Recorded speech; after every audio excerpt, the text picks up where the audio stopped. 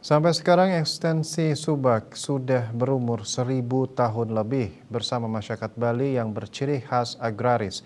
Namun keberadaan Subak yang khas tersebut belakangan menjadi tergerus oleh modernisasi, terutama karena adanya perubahan sebagian besar pola hidup masyarakat Bali dari hidup petani menjadi pola hidup industri pariwisata.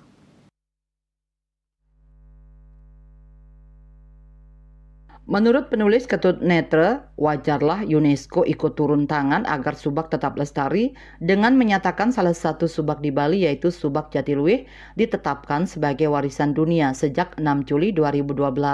Permasalahan Subak yang perlu dicari jalan keluarnya adalah luas lahan sawah yang makin sempit. Hal ini disebabkan oleh banyak pembangunan villa saat ini telah merambah ke desa-desa tanpa mengantongi izin yang jelas.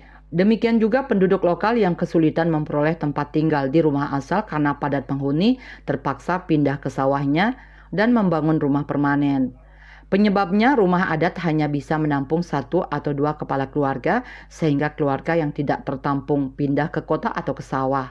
Menyempitnya areal sawah disebabkan juga oleh ulah para broker yang menawarkan kontrak tanah jangka panjang sampai 30 tahun sehingga secara perhitungan harga akan menjadi lumayan besar.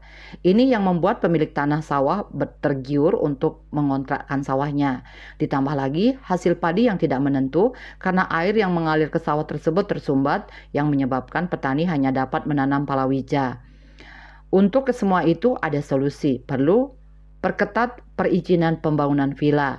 Jangan disalahkan hotel di kota banyak mengeluh tidak dapat tamu karena tamu sudah langsung ke desa. Tamu pun yang menginap di desa tidak berkualitas karena harga villa yang murah. Untuk hal ini, peran prajuru desa adat harus bisa mengatur para penduduk pendatang dengan cara membuat awik-awik yang pro penduduk lokal.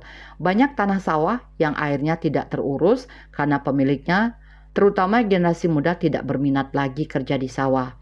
Untuk ini, peran pemerintah daerah sangat penting. Bila perlu bentuk semacam badan yang langsung di bawah gubernur yang bertugas membina persubakan, yang mempunyai tugas mengawasi irigasi, membina kaum milenial bercocok tanam modern, serta membina cara-cara memasarkan hasil pertanian dan membangkitkan kembali rasa gotong royong. Bali Pos melaporkan.